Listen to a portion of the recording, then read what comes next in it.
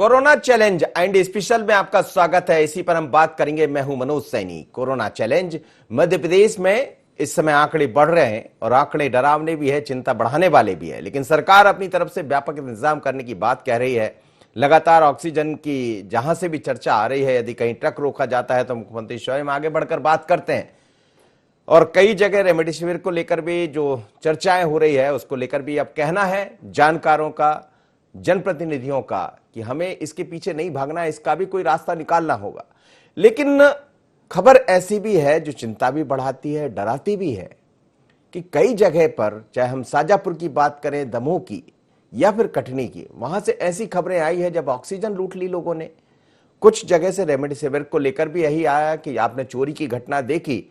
भोपाल में भी जो चोरी का घटनाक्रम हुआ, बाद में बदलकर वो कुछ और होने जा रहा है। चोरी हुई या सीना चोरी हुई ये अलग मुद्दा है, लेकिन कुछ तस्वीरें हम आपको दिखाते हैं। इन तस्वीरों के जरिए आप समझ पाएंगे। बात दमोह की हो, कोरोना को लेकर वहां पर ऑक्सीजन लूटने की कोशिश की गई है, जबरन लोग उठाकर ले गए ऑक्सीजन। इसी तरह रेमडेसिविर का मामला भी आया है सामने और कटनी में भी यही हुआ। ये तस्वीरें आपको दिखाई दे रही है और यही सब चैलेंज है इस समय सरकार के सामने, क्योंकि एक तरफ इसको भी देखना है, लोग परेशान है, दूसरी तरफ व्यवस्थाएं भी करना। 3 विंडो के जरिए हम आपको दिखाते हैं, अलग अलग विंडो में आप देखिएगा। 3 विंडो के जरिए हम आपको दिखाते हैं कि आखिर आप समझने का प्रयास कीजिएगा कि कोरोना कितना बड़ा चैलेंज बन गया है इस समय सभी के लिए, सरकार के लिए भी। ये रेमडेसिविर की लूट का मामला है यहाँ, और ये घटना शाजापुर में घटित हुई है। हंगामा खड़ा हो गया वहां, रेमडेसिविर को लेकर लोग घुस गए, लूटने लगे, उठा के ले जाने लगे। बाद में पुलिस वहां पहुंची तो व्यवस्थाएं सुधरी। ऑक्सीजन सिलेंडर, ये दमोह का मामला है, यहाँ भी ऐसा ही हुआ है। यहाँ भी ये देखिए, लोग घरों में घुसे हैं और ऑक्सीजन के सिलेंडर ले जाने लगे। आप देखिएगा, तस्वीरें आपको दिखाई देगी। पुलिस पहुंची, समझाइश दी, कलेक्टर पहुंचे, जब कहीं जाकर स्थितियां सुधरी है। और ये ट्रक ही रोक लिया यहाँ। ये ऑक्सीजन सिलेंडर की लूट है, ये कटनी का मामला है। तो अब लूट कहें इसको या परेशानी कहें, और ये तस्वीरें आप देखिएगा, खुद लोग उठा के ले जाने लगे। तो चलिए सबसे पहले हम सुनाते हैं कि पूरे मामले को लेकर दमोह के कलेक्टर का क्या कहना है, और फिर हम ये भी सुनाएंगे ये जो घटना है। सबसे पहले आप मुख्यमंत्री जी को सुन लीजिए कि आखिर वो क्या कह रहे हैं, वो क्यों समझाइश दे रहे हैं, वो क्यों हिदायत दे रहे हैं कलेक्टरों को। जब कल कलेक्टर से उनकी बात हुई मुख्यमंत्री जी की, तो उन्होंने सीधे तौर पर कहा कि ये वक्त संयम का है, ये वक्त धैर्य का है, संकट का है, लेकिन ऐसे में हम भी व्यवस्थाएं कर रहे हैं। लेकिन कई जगह तो ऐसा भी हो रहा है, जब जो ऑक्सीजन मध्य प्रदेश में पहुंचना है उसको बॉर्डर पर रोक ली जाती है, तो मुख्यमंत्री ने उसके प्रयास किए। सुनिए मुख्यमंत्री शिवराज सिंह चौहान।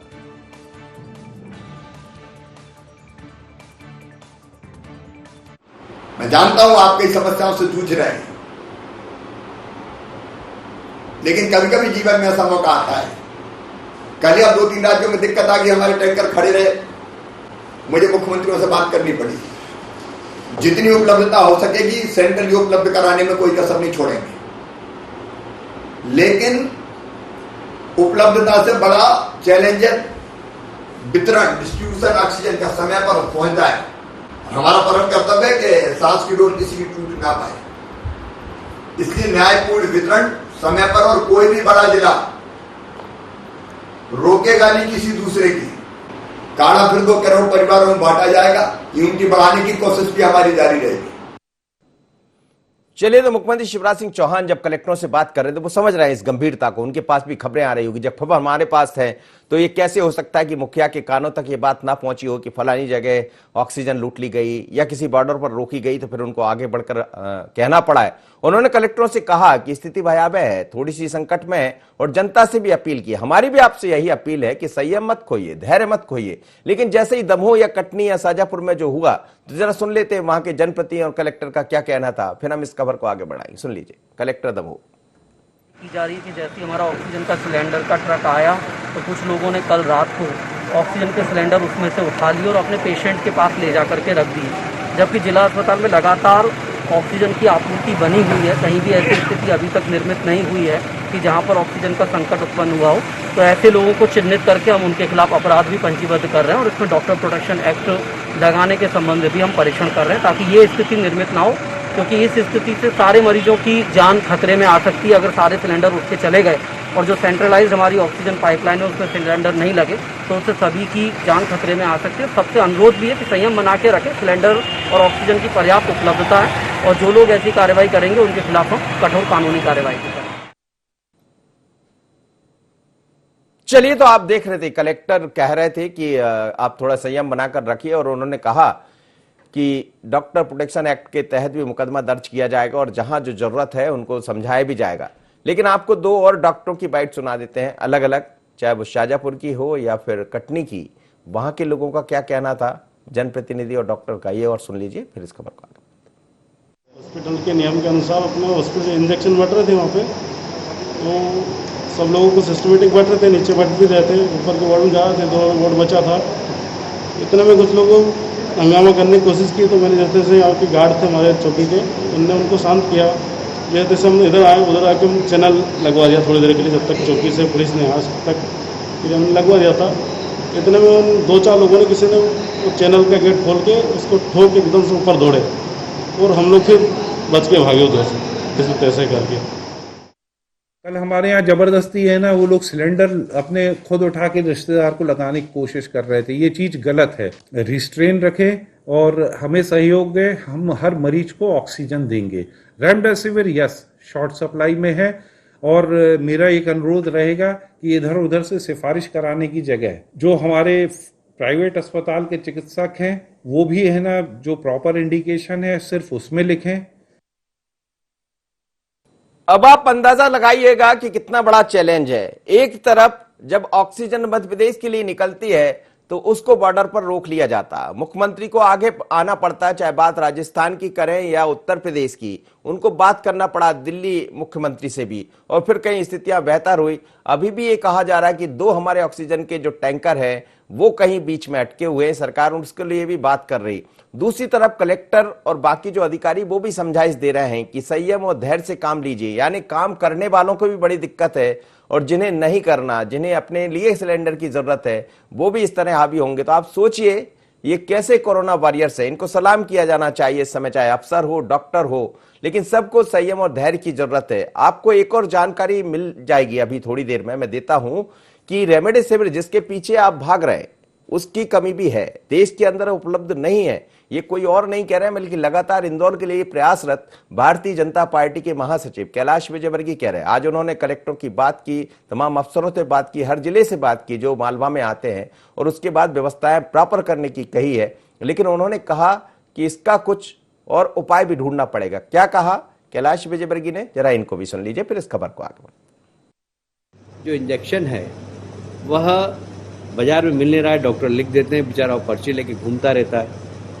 तो जब है ही नहीं, इंडिया में नहीं है कहीं। मैं खुद ने सबदुर घूम लिया, सबदुर मेरे जो संबंध है मैंने प्रयास किया, कहीं पर पूरे इंडिया में नहीं है। जिसके पास पुराना स्टॉक था वो भी ख़त्म हो गया, इसको एक्सपायरी डेट, क्योंकि हमारे इंडिया में भी सप्लाई नहीं हुआ।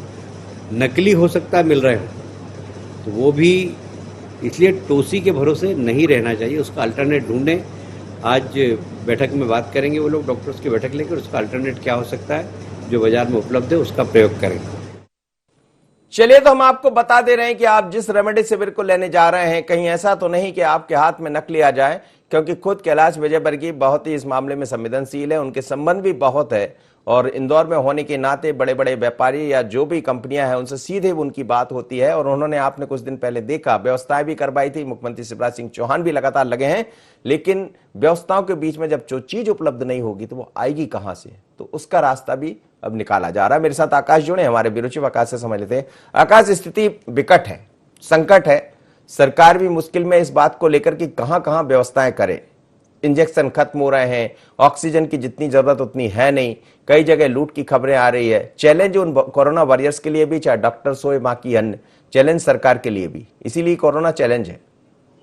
निश्चित रूप से मनोज जी, कोरोना न सिर्फ संकट बन के आया है बल्कि चैलेंज भी बनकर आया। यही कारण है कि मुख्यमंत्री शिवराज सिंह चौहान लगातार व्यवस्थाएं तो कर ही रहे हैं, लेकिन लोगों से संयम बरतने की अपील भी कर रहे हैं, क्योंकि जिस तरीके से चाहे दमोह की बात हो, चाहे शाजापुर की बात हो, या हमने देखा है कटनी की बात हो, और कई अन्य जिलों में भी इस तरह की खबरें आई हैं कि रेमडेसिविर इंजेक्शन को लेकर ना सिर्फ हंगामा हो रहा है, बल्कि उसकी जो लूट और चोरी करने तक की जो है कोशिशें की गई हैं, चोरी के मामले भी निकलकर सामने आए हैं। और उसका सबसे बड़ा कारण यही है कि रेमडेसिविर इंजेक्शन की कमी, और इसको लेकर अब सरकार ने पूरी एक प्लानिंग की है। लगातार सरकार कंपनियों के जरिए सीधे सरकारी खरीद करके जो है शासकीय अस्पतालों, निजी अस्पतालों में जो कोविड पेशेंट्स एडमिट हैं, जिनकी कंडीशन सीरियस है, उनको ये उपलब्ध कराया जा रहा है। लेकिन जिस तरीके से तस्वीरें सामने आ रही हैं, वो साफ तौर पर बता रही हैं कि कहीं ना कहीं चुनौती और जो है मुश्किल दोनों ही यहाँ पर कोरोना पॉजिटिव परिजनों के सामने भी है और सरकार के सामने भी। यही कारण है कि सरकार इसको लेकर काफी जो है चिंतित भी है, और कई महत्वपूर्ण निर्णय आज सरकार जो है ले भी सकती है। वहीं अगर हम ऑक्सीजन की बात करें तो लगातार सरकार ने कोशिश जरूर की है, क्योंकि जिस तरीके से कोरोना के संकट का जब पहली लहर निकलकर सामने आई थी, उस समय ऑक्सीजन की कमी नहीं देखी गई थी। लेकिन दूसरा जो स्ट्रेन कोरोना का निकल कर आया है, दूसरी जो लहर निकल कर आई है, उसमें ना सिर्फ पॉजिटिविटी रेट बढ़ा है, बल्कि जो मृत्यु दर है कोरोना की, वो भी लगातार बढ़ती हुई नजर आई है। हमने देखा है पहली लहर में जो है सीनियर सिटीजन्स या जिनकी 40 से 40 के ऊपर की उम्र थी, उनको ज्यादा इफेक्ट कोरोना की पहली लहर में हुआ था। लेकिन दूसरी लहर की बात करें तो इसमें कई जो युवा लोग हैं, हम अगर एज ग्रुप की बात करें 25 से लेकर 40 के बीच की जो एज ग्रुप है, इन एज ग्रुप के लोगों को भी कोरोना ने न सिर्फ हानि पहुंचाई है, बल्कि उनका जीवन संकट में डाल दिया हो। यही कारण है कि रेमडेसिविर इंजेक्शन की अब तत्काल जो है ऐसे मरीजों को जरूरत पड़ रही है जो सीरियस कंडीशन में है, जिनके लंग्स में ज्यादा इन्फेक्शन है। यही कारण है कि दोनों चीजें सरकार के लिए चुनौती बन गई हैं। पॉजिटिविटी रेट भी लगातार बढ़ रहा है। यही कारण है कि सरकार अब इसको लेकर एक अलग प्लानिंग तैयार कर रही है, क्योंकि जिस तरीके सरकार ने सोचा था कि 30 अप्रैल तक जो है मध्य प्रदेश में जो है 1 लाख बेडों की आवश्यकता होगी, और उसको लेकर सरकार ने तैयारी भी की थी। मुख्यमंत्री शिवराज सिंह चौहान स्वयंसेवी संस्थाओं के साथ मिलकर जो कोरोना के सिम्टोमेटिक्स पेशेंट्स थे, उनको जो है कोविड केयर सेंटर में रखने की बात की थी। तमाम जो जिले थे वहां पर कोविड केयर सेंटर खोले भी गए थे। अस्पतालों को, निजी अस्पतालों को चिन्हित कर उनको लिया गया था। लेकिन उसके बावजूद भी जिस तरीके से जो स्थितियां बन रही हैं, निर्मित हो रही हैं, ऐसे समय में हमारी भी जो है लोगों से अपील है, जनता से अपील है कि ना सिर्फ कोविड गाइडलाइन का पालन। आप बने रहिए मेरे साथ आकाश, और चलिए आपका बहुत बहुत धन्यवाद, आप मेरे साथ जुड़े। बिल्कुल सच है कि अपील आप भी कर रहे हैं, अपील पूरा IND24 भी करता है कि धैर्य रखिए, संयम रखिए। लेकिन धैर्य कब तक और संयम कब तक? कई बार संयम धैर्य टूट भी जाता है। मेरे साथ 3 मेहमान जुड़ रहे हैं। धैर्यवर्धन शर्मा जी हैं, दुर्गेश शर्मा जी हैं, और साथ ही जयराम शुक्ल हैं, बड़े पत्रकार। आप तीनों मेहमानों का बहुत बहुत स्वागत है। धैर्यवर्धन शर्मा जी, सरकार आपकी है और इस समय कोरोना एक चैलेंज बनकर सामने आ रहा है, और कई जगह से अब खबरें ये भी आने लगी है कि कहीं ऑक्सीजन की उठाने का प्रयास किया गया, लूटने का प्रयास किया गया, कहीं इंजेक्शन की। तो क्या कहें आप, कैसे होगा इस? देखिए, आग से खेलना जितना खतरनाक है, उतना ऑक्सीजन से खेलना भी खतरनाक है। तो पहले तो मैं आपके चैनल के माध्यम से निवेदन करूं कि लोग अपने स्तर पर ऑक्सीजन का इस प्रकार उपयोग करने का दुस्साहस न करें। ये खतरनाक हो सकता है, जानलेवा हो सकता है। अब रही बात ऑक्सीजन लूटने की या ऑक्सीजन चोरी करने की, जो भी हो, जब महामारी का प्रकोप होता है तब कितनी भी व्यवस्था जुटाओ, संसाधन कम लगते हैं। ऐसी स्थिति में लोगों में अफवाह का दौर जन्म लेता है, शंका कुशंकाएं उनके मन में जन्म लेने लगती हैं, और वो अपने व्यक्ति को बचाने की खातिर किसी भी हद तक गुजर जाने के लिए तत्पर होते हैं। जबकि मध्य प्रदेश में ऐसी स्थिति नहीं है। मध्य प्रदेश में ये अलग बात है कि ऑक्सीजन और इलाज के बावजूद भी कई मरीजों को नहीं बचाया जा पा रहा है, क्योंकि उनका संक्रमण हद से ज्यादा उनके शरीर में प्रवेश कर चुका है और वो नियंत्रण की स्थिति से बाहर है। पर ऑक्सीजन की कोई कमी नहीं है। आप देखिए, ऑक्सीजन की उपलब्धता की जहां तक बात है, सरकार ने बहुत स्पष्ट किया है कि हमारे यहाँ आज भी 405 मीट्रिक टन ऑक्सीजन आ रही है। कल 398 मीट्रिक टन ऑक्सीजन की आपूर्ति हुई थी, जबकि मध्य प्रदेश में खपत उसकी तुलना में बहुत कम थी, 380 मीट्रिक टन थी। राज्य सरकार के द्वारा 2000 ऑक्सीजन कंसंट्रेटर खरीदे गए हैं। इसके अलावा भी पूरे प्रदेश में दानदाताओं के सहयोग से, स्थानीय जनप्रतिनिधियों के मार्गदर्शन से 1000 से अधिक ऑक्सीजन कंसंट्रेटर अस्पतालों में लगाए जा चुके हैं। यह चलित यूनिट होती है, एक पलंग से दूसरे पलंग पर मूव करती है। प्रदेश के 5 जिलों में भोपाल, रीवा, इंदौर, ग्वालियर, शहडोल में यूपीएसए तकनीक आधारित 1,60,00,000 की लागत का एक प्लांट, ऐसे प्लांट लगाए जा रहे हैं भारत सरकार द्वारा। पीएसए तकनीक से अन्य 8 जिलों में भी प्लांट लगाए जा रहे हैं। उधर मध्य प्रदेश सरकार ने अपने बजट से 37 जिलों में पीएसए तकनीक के प्लांट लगाए हैं। बात यहीं तक नहीं रुकी, सरकार ने और भी प्रयास किए हैं। प्रदेश के थर्मल पावर स्टेशन के माध्यम से खंडवा और सारणी में 7,000 लीटर क्षमता के नए ऑक्सीजन प्लांट लगाए हैं। हालांकि इन अभी तैयार होने में 1-2 सप्ताह का समय लगेगा, पर यहाँ से भी प्रतिदिन 200 सिलेंडर प्राप्त होंगे। आप देखिए, भारत और ओमान की जो परियोजना संयुक्त परियोजना है बीना में रिफाइनरी की, वहां भी एक बड़ा अस्पताल ऑक्सीजन की सुविधा वाला सरकार बना रही है। सरकार महाराष्ट्र से, गुजरात से, दूसरे अन्य प्रांतों से लगातार ऑक्सीजन मंगा रही है।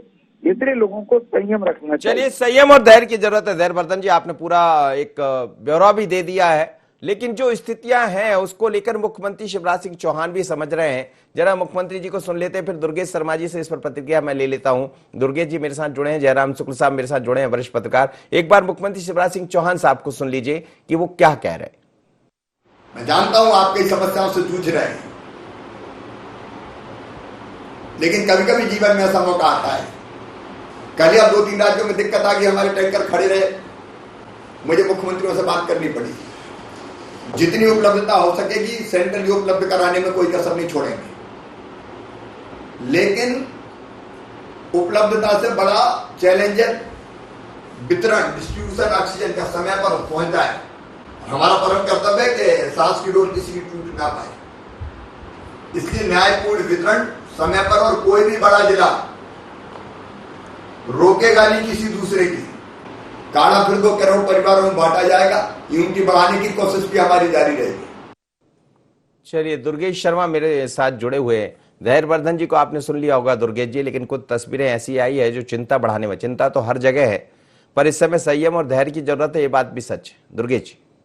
बिल्कुल सही है मनोज जी, ये समय जो है संयम और धैर्य का है, और साथ ही ये समय संघर्ष और ईमानदारी से काम करने का भी है।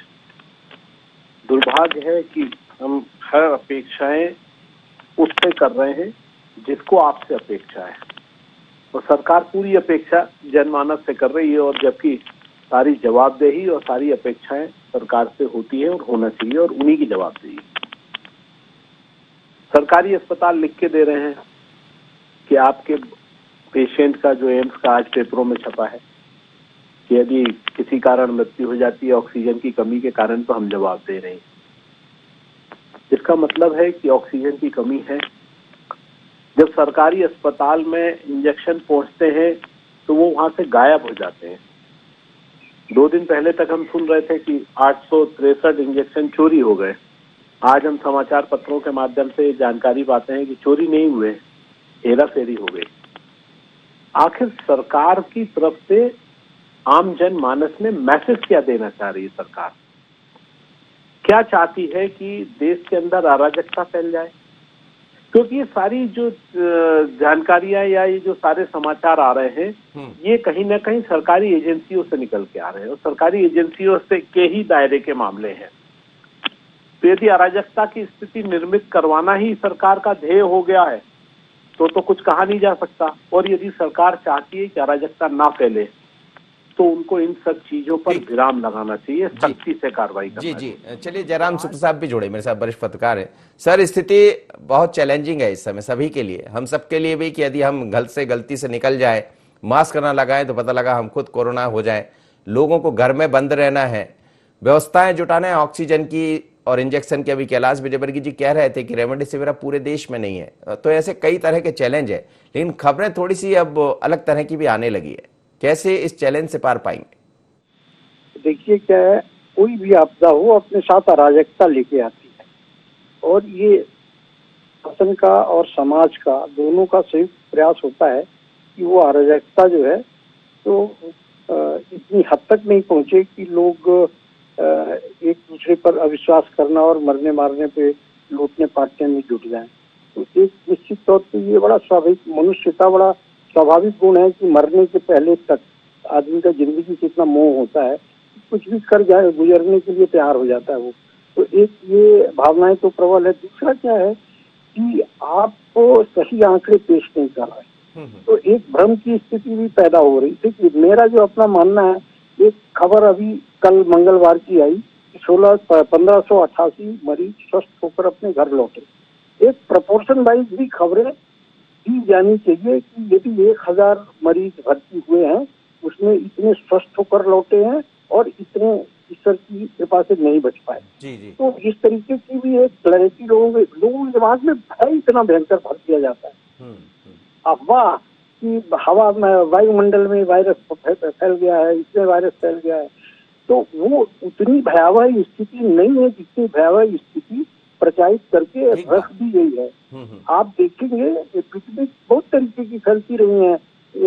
प्लेग फैला, सूरत पूरा शहर का शहर साफ हो गया, हैजा फैलता था और तमाम ये फैलता था। लेकिन आज उन्नत देश है, तमाम दुनिया भर की तकनीक है, चिकित्सा संस्थान है, इसलिए समाज अपेक्षा करता है कि नागरिक के सुरक्षा की, उसके स्वास्थ्य की गारंटी सरकार के पास होनी चाहिए। लेकिन सरकार यदि क्लैरिटी नहीं करेगी, सरकार वास्तविक स्थितियां यदि पब्लिक के सामने नहीं रखेगी, मंत्री वो दंग सरदार जी है, पता नहीं क्या बोलते रहते हैं, स्थितियां कुछ है, वो एक तो गायब भी है, पता नहीं कभी कभी प्रकट हो जाते हैं जब लोग गुमशुदा का इश्तार निकालते हैं।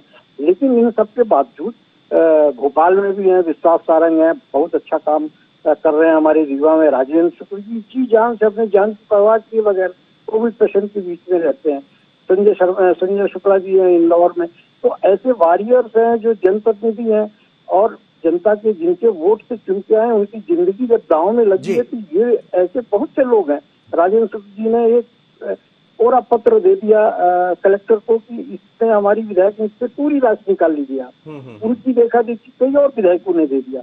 अब ये वो पैसा कोई राजेंद्र शुक्ला का या किसी विधायक का नहीं है, वो पैसा जनता का है और जो उनको विधायक निधि के रूप में कल्याणकारी कार्यक्रमों के लिए मिलता है। लेकिन ये मिसाल भी देखने को नहीं मिल रही। अरे सब के सब जितने सांसद हो, जितने विधायक हो, सब एक कोरा कागज लिख के दे दो, मॉनिटरिंग करो कि हमारे पैसे का सही इस्तेमाल हो रहा है कि नहीं हो रहा है। ठीक है, बिल्कुल सही कह रहे हैं सर आप, बिल्कुल सही कह रहे हैं आप। बने रहिए मेरे साथ। धैर्यवर्धन शर्मा जी, बहुत छोटी टिप्पणी आपसे लेना चाहूंगा 30 सेकंड की, कि आखिर कैसे ये कितना बड़ा चैलेंज है और कैसे हम इससे पार पा पाएंगे और क्या लग रहा है कि आने वाले दिनों में स्थितियां बेहतर होंगी? बड़ी सीधी सी बात है, डरना नहीं चाहिए पर सावधानी पूरी बरतनी चाहिए। शुतुरमुर्ग की तरह आंख बंद करने से भी खतरा है। यदि छोटा मोटा इन्फेक्शन है तो डॉक्टर को तत्काल दिखाओ, दवाई खाओ, तकलीफ बढ़ रही है तो अस्पताल जाओ, पर डरो न डराओ। पर यही फार्मूला है, क्योंकि जो रेमडेसिविर इंजेक्शन है उसके भी अब तक 1,33,900 इंजेक्शन हमको प्राप्त हो चुके हैं। और ये मैं उस डाटा की बात नहीं कर रहा हूँ जो मेडिकल स्टोर पर पहले से रखा हुआ था। ये सरकार की जानकारी में जो मंगाया गया है, मैं उसकी बात कर रहा हूँ। 7 कंपनियों को ऑर्डर दिए जा चुके हैं कि 1.5 लाख इंजेक्शन और चाहिए। 1 लाख निजी खरीदारों द्वारा और 50,000 सरकार के लिए, जो 4-5 दिन में मिल जाएंगे। जी जी, चलिए 4-5 दिन में मिल जाएंगे आप कह रहे हैं, लेकिन जरूरत यही है धैर्य और संयम की। दुर्गेश शर्मा जी, आप भी कुछ सवाल खड़े कर रहे थे, लेकिन क्या आपको लग रहा है, मान लीजिए अब रेमडेसिविर जैसा कैलाश जी भी कह रहे थे, एकदम से अब कंपनी तो बना नहीं पाएंगी, तो ऐसे में कोई रास्ता दूसरा भी ढूंढना पड़ेगा? दवाई के लिए कोई रास्ता ढूंढने का काम तो डॉक्टर्स का है, वो मैं और आप नहीं कर सकते, ना प्रकाश भाई कर सकते हैं। हाँ, ये जरूर है कि जो दवाई उपलब्ध है उसका सदुपयोग हो जाए। जिस तरीके से भोपाल में हुआ है वो दुर्भाग्यपूर्ण है। ऐसी घटनाएं ना हो तो उस पर विश्वास रहेगा कि हाँ, हम अस्पताल जाएंगे तो हमारा इलाज होगा, तो ना सिलेंडर लुटेंगे, ना इंजेक्शन चोरी होगा या इस तरह की घटनाएं होंगी। हाँ, इन पर सख्ती से कार्रवाई करना चाहिए। और मैं अजय बिश्नोई जी की बात को समर्थन देते हुए बोलूंगा कि सरकार चूंकि फेल हो चुकी है और वो खुद के कंट्रोल में कुछ नहीं रख पा रही है, तो सेना के हवाले स्वास्थ्य सेवाएं तो कम से कम कर दीजिए। बाकी सेना के हवाले स्वास्थ्य सेवाएं करना चाहिए, जैसा आप कह रहे हैं। जयराम शुक्ल साहब, अब वही है जैसा आप भी कह रहे थे, लेकिन कुछ लोगों को आगे आना होगा और सब्स्टिट्यूट होता है हर चीज का। दवा में तो वैसे भी डॉक्टर कहता फलानी दवा नहीं है तो उसका सब्स्टिट्यूट ले लीजिए, लेकिन अब रेमडेसिविर के लिए सब्स्टिट्यूट ढूंढना पड़ेगा और ऑक्सीजन के लिए। ये क्या है ना, इसके विकल्प के बारे में भी बताना चाहिए। ये मुझे लगता है कि चिकित्सा विज्ञान में ये एक आखिरी अमोघ अस्त्र नहीं होगा। जी जी वही इससे मिलते जुलते भी कोई ना कोई चिकित्सा पद्धति होगी, कोई ना कोई दवाई, कोई ना कोई इंजेक्शन जरूर होगा। तो ये इस इंजेक्शन को इतना प्रचारित कर दिया गया कि मतलब जैसे प्राणवायु इसी से मिल जाती हो, जबकि डॉक्टरों ने इसकी टेस्ट तय किए हैं कि इतने % होगा तब ये लगेगा। आप सवाल ये है कि हल्का सा कोरोना की लक्षण आए तो रेमडेसिविर के लिए पीछे दौड़ने पड़ता है, और जाके 2, 10, 15 जो जिसके जितना समर्थवान है उस हिसाब से वो अपने यहाँ स्टोर करने लगा कि यदि कोई परिवार का दूसरा सदस्य होगा तो हम इसको करेंगे। तो ऐसी भी स्थिति नहीं बननी चाहिए। चिकित्सकों को हर चीज को क्लैरिफाई करने के लिए आगे आना चाहिए। और मेरा जहाँ तक मानना है मनोज जी कि एक प्रतिदिन एक कोरोना को लेके एक विश्वसनीय व्यक्ति की, जो सरकार का हो, एक प्रशासन का हो और एक चिकित्सा के क्षेत्र का हो, प्रतिदिन उसको एक ब्रीफ करना चाहिए। ये आपने सर बड़ी महत्वपूर्ण बात की, बहुत बहुत धन्यवाद आप सभी मेहमानों का। और ये बात सही है कि एक ब्रीफिंग सिस्टम शुरू करना पड़ेगा सरकार की तरफ से भी, कि प्रॉपर एक मैसेज जनता के बीच, हम चाहते हैं कि जनता के बीच में एक सही मैसेज जाए। यदि कई जगह ऐसा है कि ऑक्सीजन की कमी है या रेमडेसिविर इंजेक्शन उनको नहीं मिल रहा है, तो उसका रास्ता क्या है, रास्ता ढूंढना पड़ेगा, रास्ता खोजना पड़ेगा। हर चीज का सब्स्टिट्यूट होता है, लेकिन अब सब्स्टिट्यूट की जरूरत भी पड़ रही, क्योंकि इतने जल्दी इतने सामान की व्यवस्था कर ली जाए ये संभव नहीं है। बीच का कम से कम 1 हफ्ते 10 दिन का गैप तो आएगा, हो सकता है उसके बाद ये पूर्ति हो जाए। सरकार की तरफ से ऑर्डर भी दिए गए हैं, कल हम देख रहे थे प्रधानमंत्री ने भी अलग अलग फार्मा लोगों के साथ बात की है। सवाल यही है कि कोरोना का जो चैलेंज है इससे कैसे हम लड़ेंगे, और लड़ने का रास्ता सिर्फ एक ही है, धैर्य, संयम, और चलते रहिए। ये तो महामारी है, लड़ लेंगे इससे, पर आपके अंदर धैर्य और संयम है तो सब कुछ आसान हो जाएगा। कोरोना चैलेंज इतना ही। मुझे दीजिए इजाजत, बने रहिए IND 24 पर।